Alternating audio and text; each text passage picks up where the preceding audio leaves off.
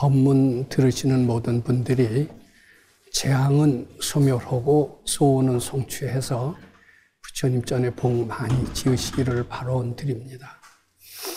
오늘도 지난 시간에 이어서 금강경 전체의 뜻, 즉 보살 정신은 어떤 것인가, 어떤 것이 진정한 보살인가, 이런 것에 대한 논의를 해보는 시간을 가지도록 하겠습니다.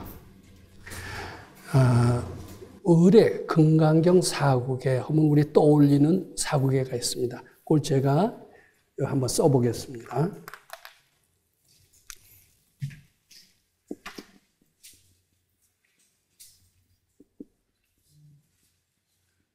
범소유상 개시허망.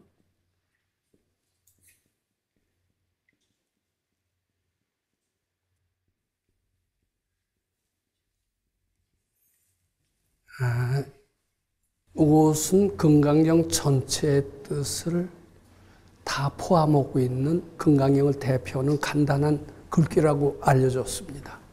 금강경은 아주 노차에 걸쳐서 반복되는 말씀.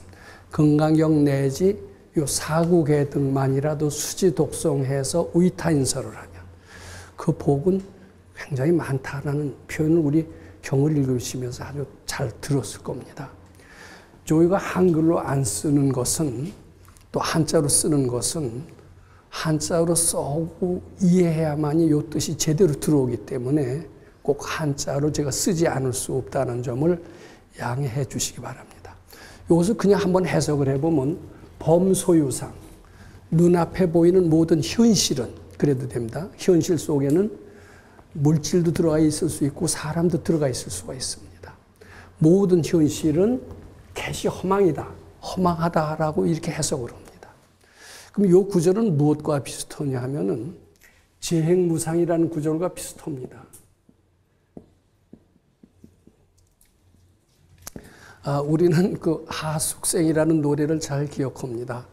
뭐 인생은 뭐 나그네 길 하면서 뭐 뜬구름, 인생은 뜬구름 같다, 부귀영화는 참 허무하다, 일장춘몽이다, 이런 얘기를 너무나 많이 듣죠. 세상에 뜬구름 같은 부귀영화를 다 등지고 부처님처럼 출가해서 임금의 자리도 버리고 출가해서 우위 없는 도를 깨치는 길에 참여해라.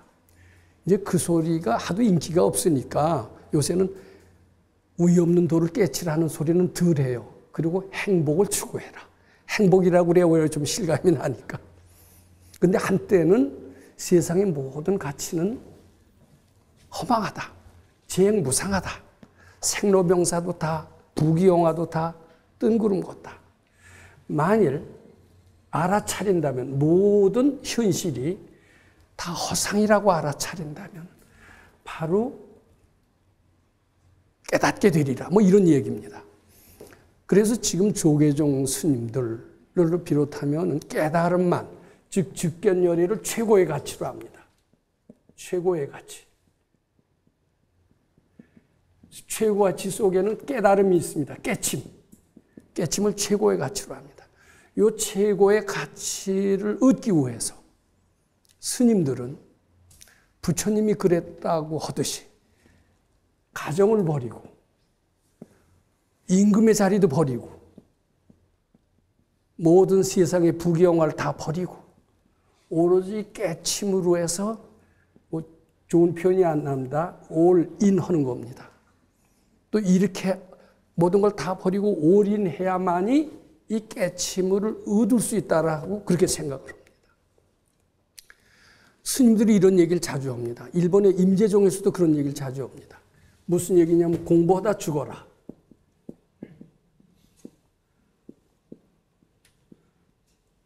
공부만이 최고의 가치라는 거예요. 다른 것은 다 허망하다라는 얘기입니다. 많은 불자들은 여기에 이의를 달 사람은 아무도 없을 거리요. 저는 오늘 이 얘기를 근본적으로 좀 뒤집으려고 하는 것이, 금강경의 뜻은 그게 아니다라고 제가 말씀드리고자 합니다. 이것이 오늘 제가 말씀드리는 금강경에서 부처님이 정말 하시고 싶은 말씀, 이것은 세상에 허무하다라는 얘기가 아니다. 이것을 말씀드리고 싶습니다. 세상을 좀 더 긍정적으로, 적극적으로 사회에 기여하면서 잘 사는 것이 금강경의 대인이라. 아마 부처님은 그렇게 말씀하셨을 것으로 생각을 하고, 오늘은 왜 그러냐 하는 것을 제가 말씀드리려고 합니다. 이 자리는 바로 그런 시간입니다. 그러면 어떻길래 금강경은 종래 재행무상해서 부귀영화를 다 번지고 가정도 버리고 의 없는 깨달음을 걷는 길이 아니라 현실을 적극적으로 사는 가르침이라고 하느냐? 무슨 근거로 그러느냐? 그 근거에 대한 이야기를 좀 해보고자 합니다. 자, 우선 이 얘기를 좀 더 합니다. 우리는 최고의 깨달음을 위해서 화두참구를 합니다. 화두참구할 때는 성철 스님 그런 얘기를 자주 하세요. 성철 스님은 참선만이 최고의 수행법이다. 그분은 이제 부모가 와도 안 만나줍니다. 부모가 세상을 떠나도 가지 않습니다. 그리고 상자들로 하여금 그런데 가지 못하게 할 겁니다. 그리고 참선으로 해서 올인하라고 얘기를 합니다. 깨닫게만 되면은 그런 것들은 다 뭐와 같으냐면 금강경에 나온 대로 꿈과 같고 환과 같고 현실적인 가치는 이렇게 허무한 것인데 거기서 딱 벗어나서 참 큰 깨달음을 묻는 길만이 가장 소중한 길이 아니냐 이렇게 얘기를 하고 있고, 깨침만이 최고의 가치로 아는 사람들은 즉 가정생활, 사회생활, 또 애국, 애족 이런 모든 것들을 다 장애라고 봅니다. 이런 것들은 수도하는데 도움이 되는 게 아니라 지장이라는 거예요. 즉 가정생활 하다 보면 깨칠 수 없다라고 봅니다. 그리고 사회생활 하다 보면 출세하고 싶고 공부하고 이러죠. 이것은 깨달음에 방해가 된다라고 생각을 합니다. 애국, 애족 좋죠. 애국, 애족 좋지만은 그것도 역시 화두참고에서 깨치는 데는 애국, 애족 하다 보면은 깨칠 수 있겠어요? 없겠어요? 그러면서 달마대사가 한 얘기를 아주 강조합니다. 달마대사가 뭐냐면 외식재연, 내심무천,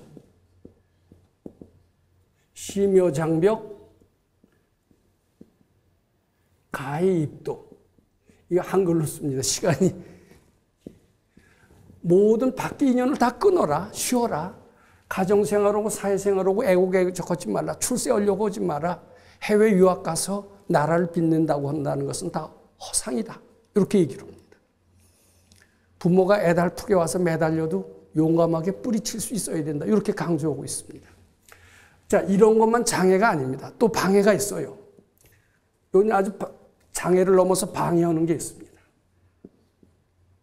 근데 설사 이런 걸 다 뿌리치고 이제 절 꺼내서 화두 참고하면서 수도한다고 칩시다. 명상을 한다고 칩시다. 뭐 위파사나 선을 해도 좋습니다. 근데 이때 병이 들면 돼요, 안 돼요? 안 돼요. 병은 굉장한 방해꾼입니다. 그 뒤에 가난. 요새는 그래도 절이 물자가 풍부합니다. 근데 얼마 전만 하더라도요, 한 4, 50년 전, 6.25 때는 말할 것도 없고, 그 이후에도 절은 굉장히 가난했어요. 먹고 살 게 없어서 참 그 스님들이 고생한 이야기를 제가 얼마 전에 BTN인가 이런 데서 보니까 기도를 합니다. 어떻게 먹고 살 걸 좀 마련해 주십시오. 기도를 열심히 합니다. 이 먹고 살 거 걱정하면 수도가 될까요? 안 될까요? 안 돼요. 요 가난도 상당히 방해가 된다라고 생각합니다. 기타 재앙이 일어나는 수가 있습니다. 재앙에는 여러 가지 형태가 있습니다. 강도가 들어왔다. 또 뭐 행정, 불사 행정, 불사도 안 되고 불사 행정에 참여해도 다 방해가 된다라고 보는 겁니다. 그럼 이런 사회생활은 장애가 되지만 아직 방해까지는 안 되고, 잘하면 사회생활하면서도 참선을 할 수 있다, 이렇게 얘기하는 논리가 요새 등장합니다. 사회생활하면서도 참선할 수 있다. 뭐 이것을 행선이라고 한다. 이런 논리가 나와요. 사회생활하면서도 명상을 할 수 있다. 이런 논리도 나옵니다. 그렇지만 사회생활은 그게 깨닫는 데까지 이르게 하지는 못할 것이다. 뭐 이런 것은 이구동성으로 다 공감을 합니다. 실제로요. 명상을 해라. 참선해라. 그러려면 뭐가 필요합니까? 반드시 집중이 필요합니다. 집중. 집중 안 해갖고서는 깨칠 수가 없어요. 근데 집중을 하는데 재앙이 생겨요. 뭐 예를 들어서 내가 사회생활을 하면서 참선을 통해서 깨치려고 하는 겁니다. 근데 마누라가 와서 바가지를 긁어요. 애들은 먹여 살리지 못하고 당신은 뭐야? 강태공처럼 참선만 하고 생긴다고 해서 먹을 거 생겨? 이게 바가지 긁으면 기분 나빠요? 안 나빠요? 기분 나쁘면 그 참선이 될까요? 안 될까요? 이게 참선 제대로 하려면 가족 없어야 돼요. 스트레스 안 받아요. 스트레스는 참선을 결정적으로 방해합니다. 그리고 이제 급한 일이 생기는 수가 참 많아요. 급한 일이 얼마나 많습니까? 요새같이 바쁜 시대. 급한 일 생기면서 집중이 됩니까? 안 됩니까? 그러니까 사회생활을 끊어야 돼요. 사회생활을 하려면 스트레스 받아야 되죠. 급한 일을 해야 되죠. 또 관계하려면 기분 나쁜 일이, 기분 한번 딱 잡치면 어때요? 그날 참선은 완전히 꽝입니다. 근데 이제 제대로 참선하고 명상하려면 어떻게 되느냐 하면 외식제연 내신 무천하고 그런 거 다 무시해야 됩니다. 그리고 범소유상 개시험망을 현실을 무시하고 오로지 부처님만 향해야 깨친다. 이렇게 해석을 합니다. 제 말 많이 잘못된 것 같지 않죠? 근데 금강경에서 과연 그렇게 얘기하시는 것일까? 금강경에서는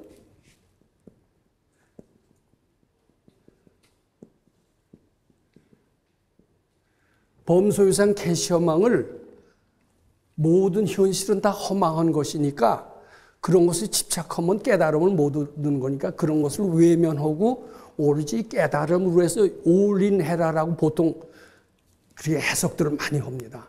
그런데 우리 밝은 스승은 이것을 어떻게 해석을 하느냐 하면 범소유상을 현실로 보지 않고 내 생각으로 봅니다. 내 생각. 이런 현실이 수도에 방해가 된다는 생각, 재행이 무상하다는 생각, 이 생각 자체가 착각이라는 겁니다. 현실이 허망한 게 아니라 현실을 허망하게 보고 현실을 무상하게 보고 현실은 수도하는 데 장애가 된다라고 보고 또 도움이 된다라고 보는 것도 물론 착각이지만 장애가 되고 심지어는 방해가 된다라고 보는 그 생각 자체가 착각이라는 거예요. 그러니까 이 구조를 어떻게 해석하느냐에 따라서 금강경에서 부처님이 말씀하시고자 하는 그 방향이 하늘과 땅 차이로 벌어지는 겁니다. 그럼 이 도인의 해석을 기본으로 해서 바탕으로 해서 금강경을 난 지금 재해석하고자 합니다. 도인의 말씀을 바탕으로 재해석한다라면은 사회생활, 가정생활, 애국, 애족 이것이 수도에 방해가 된다라고 보지 않습니다. 그것이 바로 수도다라고 얘기를 합니다. 자, 이렇게 얘기합니다. 요 구조를 어떻게 해석하느냐가 상당히 틀립니다. 요 구조를 현실이라는 것은 어때요? 다 허무한 것이다. 부귀영화 허망한 것이다. 심지어는 애국, 애족 다 허망한 것이다. 우리는 오로지 최고의 진리를 향해서 올인하고 달려가야 된다. 이렇게 해석을 했죠. 그럼 그때 최고의 진리, 모든 것을 다 희생이 전제같이 되어 있습니다. 희생하는 것을 바탕으로 이 최고의 진리를 향해서 부지런히 달려가는 것을 의미합니다. 아까 올인이라는 말을 썼습니다만 그 말이 맞습니다. 이것을 목표로 해서 좌고우면이라는 게 있죠. 좌고우면해서는 안 됩니다. 이래서 가정도 버리고 친구도 버리고 사회생활도 버리고 부귀영화도 버리고 이쪽으로 해서 다 가야 된다. 이렇게 얘기를 합니다. 금강경에서도 그렇게 얘기할 거라고 생각을 합니다. 그것은 범소유상 계시허망을 현실은 다 허망한 것으로 해석하는 한 똑같이 그렇게 됩니다. 그런데요, 이 범소유상을 내 생각이라고 해석하면은 상당히 달라져요. 달라져도 보통 달라지는 게 아닙니다. 어떻게 달라지느냐 하면은 최고의 진리는 다른 거 다 희생해 가면서 요것만 축에서 올인해서 얻어지는 게 아니라는 거예요. 요거 굉장히 중요합니다. 현실의 모든 장애가 되는 것. 장애가 되는 게 가정생활, 사회생활, 애국애족을 장애가 된다고 보죠. 그리고 병이니 가난이니 재앙 이런 것들은 아주 방해가 된다라고 보는 겁니다. 이런 것들을 미천으로 밝아진다는 거예요.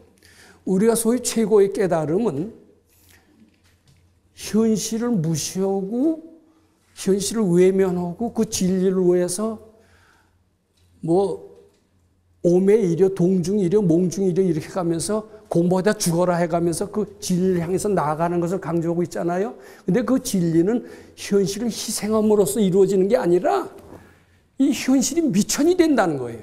현실을 떠나서 최고의 진리를 찾을 수 없다는 것이 금강경 정신이라는 겁니다. 이거 틀려도 굉장히 틀린 겁니다. 이것들을 외면해서는 도저히 깨달음을 얻을 수 없다. 그건 뭐 환상의 세계에 사는 사람이 상당히 지혜로운 사람이 되는 것은 거리가 멀다. 이 병이니 가난이니 재앙이니 이런 모든 것들, 그리고 이런 사회생활 이런 것들이 밝아지는 토대가 되고 미천이 되고 이런 것으로 말미암아 그대들은 업그레이드가 되고 향상 발전할 수가 있고 드디어는 전지전능함을 깨달을 수 있게 된다라고 얘기를 하는 겁니다. 즉 이런 것이 다 장애가 되고 방해가 된다는 그 생각을 허망하다라고 봐라 이겁니다. 상당히 틀리죠. 우린 틀린 길을 가고 있죠. 그것을 부처님께서 어디에 적나라하게 얘기하신 게 있어요. 금강경 16분에 적나라하게 얘기하셨습니다. 전 금강경 16분을 참 좋아합니다. 금강경 16분은 한마디로 말씀 뭘 얘기하고 있느냐 하면 재앙이 곧 축복임을 의미하고 있습니다. 근데 지금 죄송합니다만은 모든 불교에서는 우리 가르침을 제외한 모든 불교에는 물론 이런 말은 있어요. 다른 데도 이런 얘기는 합니다. 번뇌가 볼이다. 생사가 열반이다. 이런 얘기는 해요. 이 말이 맞다고는 그래요. 맞다고 그러는데 실제로 굉장히 괴로운데 고통인데 이게 축복이요. 축복이 되는 길을 일러주셔 이렇게 얘기하면 참선하면 재앙이 변해서 축복이 됩니까? 참선은 도통을 온 데나 쓰는 거지 재앙은 재앙일 뿐이다 아마 이렇게 얘기하실 것 같아요. 근데 이게 굉장히 틀립니다. 이건 알아야 금강경 공부의 우수성과 장점을 아는 겁니다. 금강경에 뭐라고 그랬습니까? 16번에 뭐라고 그랬습니까? 선남자 서윤연이 수지독송 착용하되 이 경을 읽는데 잘 돼야 될 텐데 계속 약위인 경천하며 다른 사람으로부터 추운데 받고 깨지고 얻어 터지고 이렇게 되면은 즉 재앙이 일어나면은 시인은 여기 재앙입니다. 재앙이 일어나면 이 사람은 선세죄업으로 전생에 분명히 죄진 거다 이거예요. 이게 재앙이 일어날 때 우리는 대뜸 화부터 냅니다. 나는 이렇게 아주 그래요. 나는 이렇게 성심껏 살았는데 금강경을 7독이나 했는데 절을 3000배나 했는데 나는 이렇게 기율을 철저히 지켰는데 왜 재앙이 일어나느냐 이렇게 생각을 합니다. 요건 금강경 정신하고 조금 틀립니다. 이런 재앙이 일어난 것을 원인을 마음 밖에서 찾으면 안 됩니다. 내가 이렇게 금강경도 많이 읽고 또 3000배도 하고 이게 마음 밖에 어떤 현실이에요. 이렇게 찾으면 안 됩니다. 금강경이 뭐라고 그랬어요? 재앙이 일어나면 이 사람은 선세 죄를 진 거예요. 자기 원인이다 이렇게 얘기합니다. 우리는 법당에서도 그렇고 사회에서도 그렇고 경천당하는 일이 굉장히 많습니다. 가정에서는 남편은 부인한테 경천당하는 얘기가 비일비재합니다. 의도 맞는 남편 굉장히 많아요. 남자 너무 욕하시지 마시고. 또 여자가 당하는 건 또 말할 수가 없지요. 비참하게 당해요. 그럼 화가 납니다. 뭐 이혼을 하고 소송을 하고 손해배상 청구하고 이렇게 됩니다. 근데 금강경 정신은 그것을 화내고 욕하고 이러지 말라는 거예요. 아, 내 죄업이로구나. 이렇게 생각하라는 거예요. 그래야 해결의 실마리가 풀린다라고 금강경 16부는 얘기하고 있어요. 내가 언젠가 저 사람한테 그렇게 그 과보를 그대로 받는 거라면은 저희가 나를 경천한 것으로 말미암아 내 죄업이 얼마나 큰 것을 알게 되는 것이다. 이렇게 생각하라는 겁니다. 저는 그 말을 굉장히 믿습니다. 화내면 그 사람 가만히 있습니까? 네가 맞을 짓 했잖아. 그러면서 더 큰 소리를 쳐요. 세상은 양심적이지 않습니다. 그럼 더 싸움이 이루어지고 재앙은 재앙이처럼 커져서 눈덩이처럼 커지는 겁니다. 자, 우리 냉정하게 마음을 가라앉히면서 금강경식대로 한번 해본다고 칩시다. 상대한테서 폭력을 당하고 욕을 먹고 또 심지어는 그렇지 않더라도 파산이 되고 화재가 났다고 칩시다. 억울하죠. 파산, 화재, 경천. 억울하다고 생각하는 한 해법이 없습니다. 아, 내가 불러온 것이요. 내 죄업이 불러온 것이다. 일단 이렇게 해야 됩니다. 그리고 그 죄업이 있다라고 생각하면 안 돼요. 참 알고 보면 내가 죄 많이 졌지. 죄 많이 졌지까지는 좋은데 그러니까 벌 받아야지. 이렇게 하면 안 됩니다. 벌 받아야지 하면 벌 받습니다. 아, 이 죄업이 착각이고 본래 없는 것이다. 이렇게 알아야 됩니다. 바로 우리 그런 구절 많이 외우잖아요. 죄무자성, 자성, 종신기입니다. 신망, 즉시, 죄영망, 멸, 죄망, 양구공, 시증명의 진참이.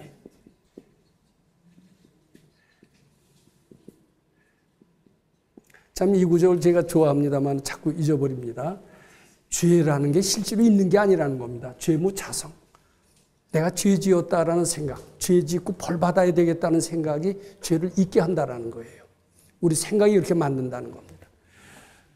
그런데 내가 죄 지었다는 생각이 없어지면은 죄가 없어진다는 거예요.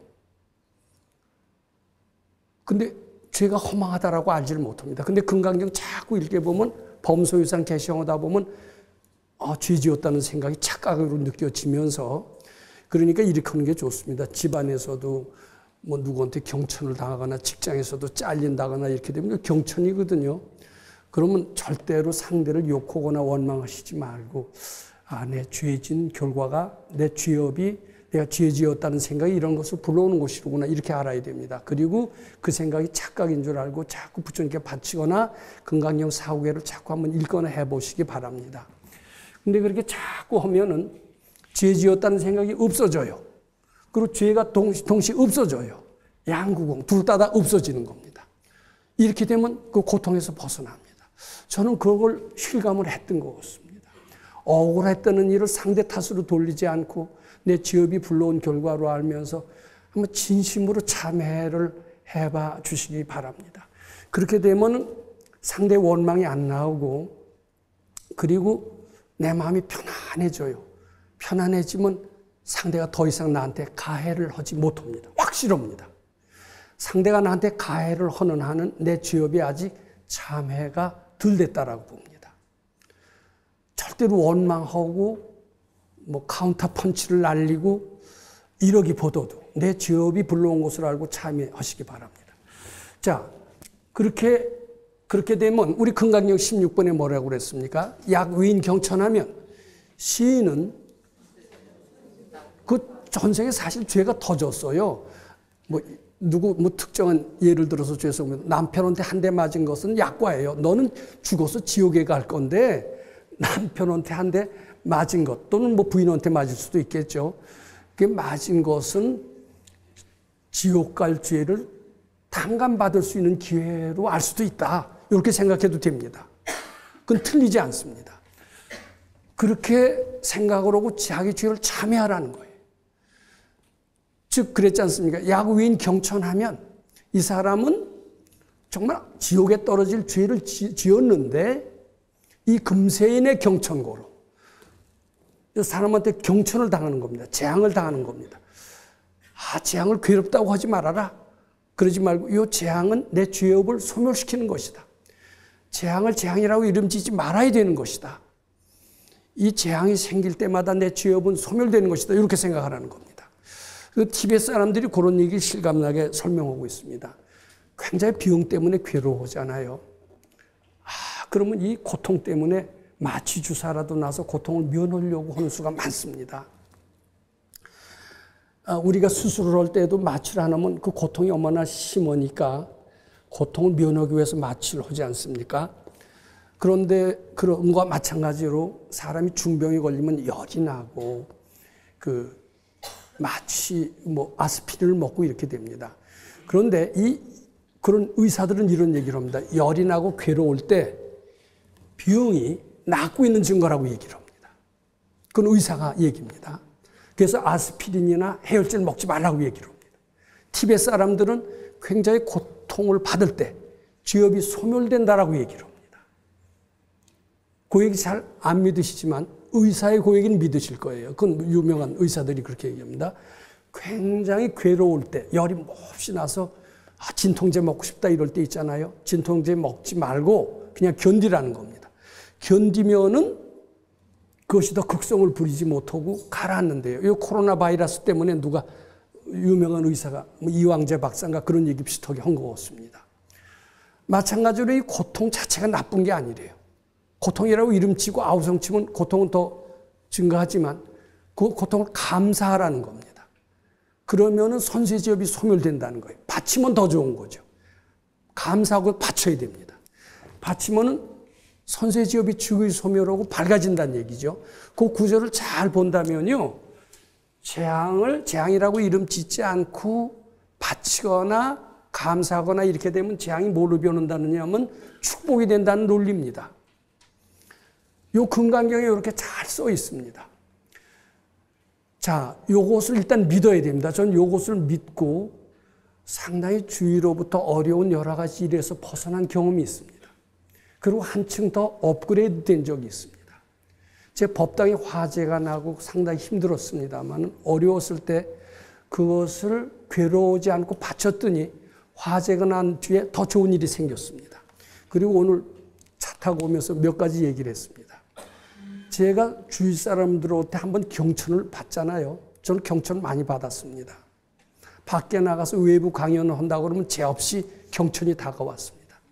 근데 경천할 때 화내지 않고 나면 반드시 그 뒤에 좋은 일이 일어납니다. 경천 몇 번만 당하면 더 좋은 일이 자꾸 일어났습니다. 사실이에요. 그러면 제가 이렇게 된 것은 뭐 때문입니까? 경천의 덕, 재앙의 덕입니다. 근데 사람들은 그리고 이제 이렇게 자꾸 하다 보면 나중에 깨칠 수도 있어요.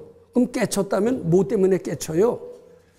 각종 장애나 방해가 미천이 돼서 깨달음까지 가게 된다는 겁니다. 즉 최고의 깨달음은 다른 거 현실을 다 무시하고 깨달음을 위해서 올인해야만이 깨달음을 얻는다라고 생각을 합니다. 예를 들어서 미국의 제일 좋은 하버드 대학에서 박사학위를 얻는다고 칩시다. 그럼 박사학위 하려면 친구들하고 사귀어가면서 할 수가 있어요. 미국에서 옛날에 초창기 유학한 학생들 얘기를 들어보면 한국에서 부모가 면회를 옵니다. 우리 아들이 하버드 대학에 들어가서 공부를 한다. 30분밖에 못 만나요. 돌아갔어요. 저 공부에 방해됩니다. 부모 만나서 노다거리면 어때요? 박사학위 못 답니다. 이렇게 돼요.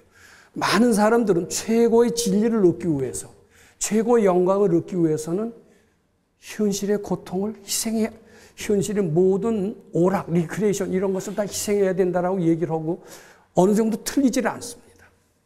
근데 금강경에서는 어떻게 얘기하느냐? 현실의 모든 욕망, 또 이런 방해꾼, 경천 이런 것들이 최고의 영광을 얻는 미천이라는 거예요. 이거 상당히 틀립니다. 요 밑바탕에는 우리가 본래 전지전능하다라는 것이 깔려 있어요. 이 금강경은 이런 모든 장애가 되고 회방이 되는 것이 미천이 돼서 결국 밝아진다는 그런 가르침이고, 그런 가르침은 바로 재앙을 축복으로 만들 수 있는 거고, 이것을 이해하게 되면 막연하게 들었던 번뇌가 볼이라는 말도 이해가 되는 겁니다. 근데 그전에는요, 이 얘기는 지금도 많이 하죠. 무슨 얘기인지 모르셨을 거예요. 근데 금강경 실천하면서 몇 번 깨져보면요, 이 얘기가 아주 실감이 납니다. 그리고 밝아지는 건, 최고의 가르침은 추구해서 다른 거 희생해가면서 놀지 않고 먹지 않고 공부하다 죽는다는 그런 각오로 해서 얻어지는 게 아니라 현실의 모든 재앙이나 난제들을 감사히 여길 때, 감사히 여기는 노력까지는 외면해서는 안 됩니다.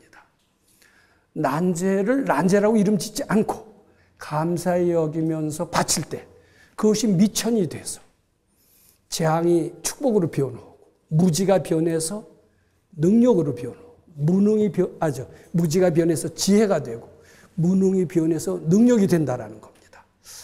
우리는 지금 이 길을 가고 있어요. 그러니까 종래 불교가 얼마나 틀립니까? 상당히 틀린 겁니다, 이것은.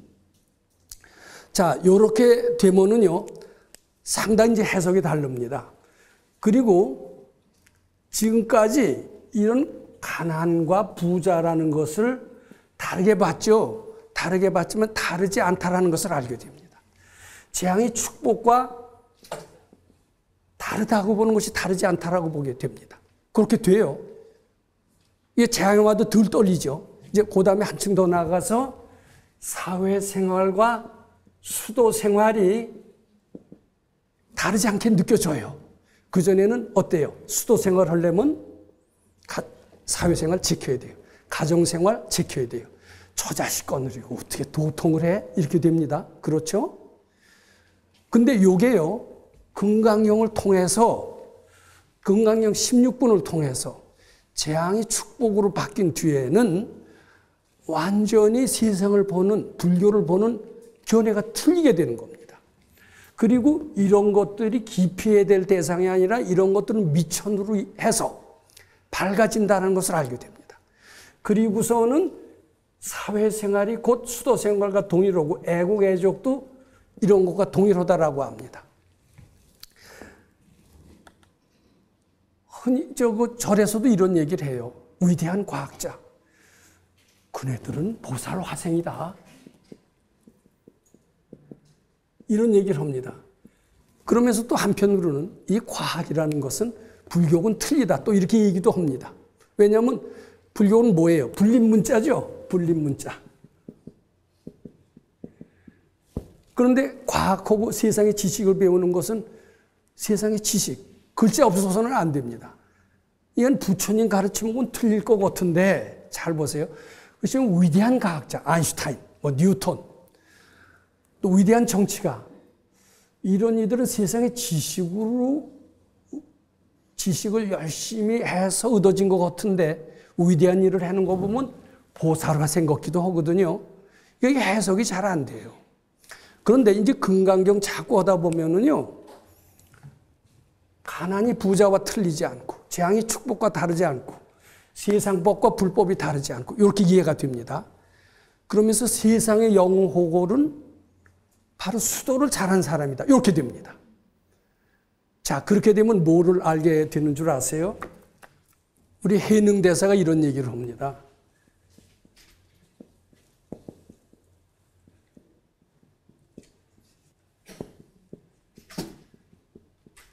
불법이라는 게 세상의 모든 것을 희생하고 별도로 있는 게 아니다라는 거예요.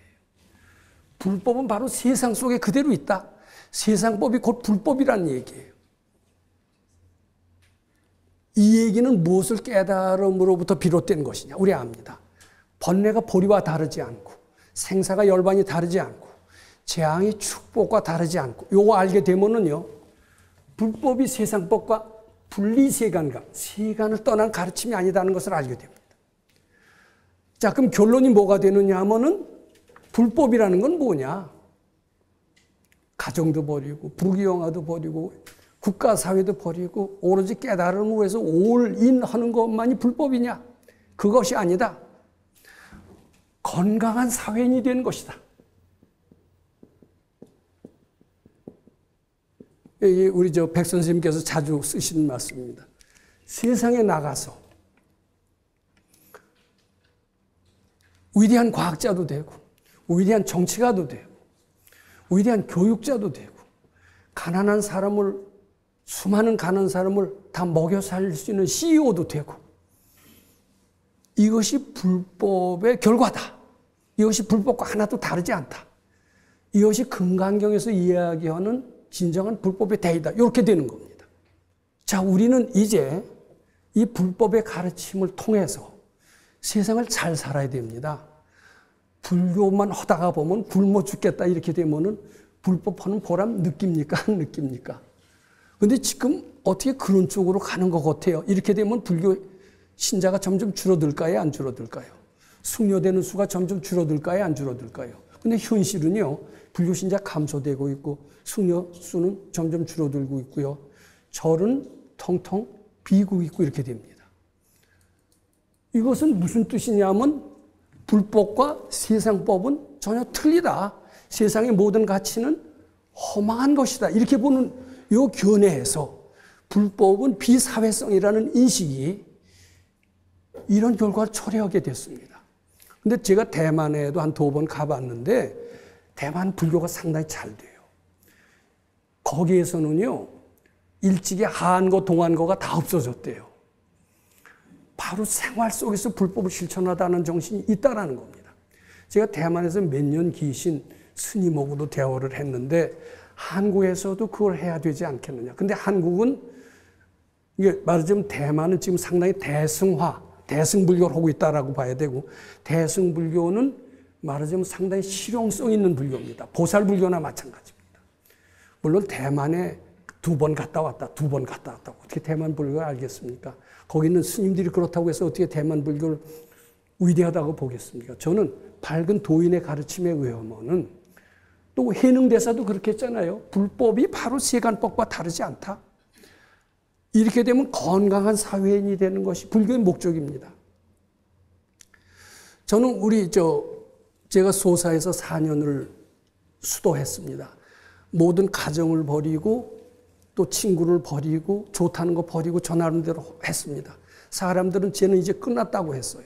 근데 우리 선생님은 뭐라고 그러시냐면 넌 여기 있는 게 끝난 게 아니라 더 능력 있는 사회인이 되기 위한 준비를 한 것이다. 이렇게 얘기를 했습니다. 저는 거기서 4년을 열심히 했습니다. 갔다 와서도 처음엔 좀 고생을 했습니다만은 이 70도 훨씬 뛰어넘어서 80이 내일 모레입니다. 이제 보니까 제가 그때 했던 것은 건강한 사회인이 될 준비를 알차게 했더라고요. 나이가 먹을수록 그 빛이 더 나는 것 같아요. 저는 이 가르침이 한국에 두루두루 퍼지길 바랍니다. 이것이 금강경의 참 진실한 정신이다. 이렇게 얘기를 합니다. 제가 지금까지 말씀드릴 것을 다시 한번 정리해 보면서 이 시간을 끝내도록 하겠습니다. 많은 불교학자들, 스님들은 금강경의 대의라고 할 수 있는 금강경 사국에 범소유상 개시허망이라 약균재상이 비상이 직견열연이라고 하는 구절에 범소유상 개시허망을 현실의 모든 가치는 허망한 것이다 이렇게 해석을 합니다. 그리고 현실의 모든 가치를 버리고 위없는 진리를 추구해야만이 부처님 세계로 들어갈 수 있다라고 그렇게 해석을 합니다. 이것은 소승불교의 가르침이고 현실을 외면한 가르침이고 이런 가르침으로서는 유능한 사회인을 부처님의 가르침으로 배출할 수 없다라고 봅니다. 그리고 최고의 진리는 현실의 모든 것을 희생을 하고 그것을 향해서 용감하게 진리를 발견하는 과학자처럼 달려가야 돼서 얻어지는 것으로 그렇게 보고 있습니다. 하버드 대학에서 학위를 따는 것, 일부 큰 진리를 깨치는 것은 놀고 싶을 때 안 놀고 욕망을 다 제어해서 도달한다는 것은 맞습니다. 그렇지만 위없는 깨달음은 바로 현실에 있는 병이니 재앙이니 이런 모든 가치에서 얻어진다. 이걸 알아야 됩니다. 그 가치가 형편없다라고 보는 내 생각을 받쳐야 됩니다. 즉 최고의 진리는 현실을 희생하면서 얻어지는 것이 아니라 현실의 모든 재앙이니 난제고 회방꾼이고 이런 것이 의의 없는 가르침의 미천이 된다는 것을 알고 재앙이 닥쳤을 때 싫어하고 기피하기보다도 무시하고 멀리 가기보다도 감사합니다 하고 알면서 부처님께 잘 바치시기 바랍니다. 불법은 바로 건강한 사회인이 되는 가르침이지 세상을 외면하고 의의 없는 진리가 따로 있는 것처럼 알고 그쪽을 향해서 나가는 가르침이 아니다. 우리는 현실에서 얼마든지 쉽게 발견할 수가 있습니다. 쉽게 활용할 수 있습니다.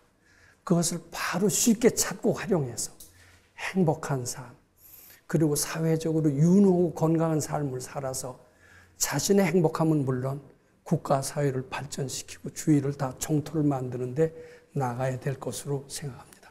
감사합니다.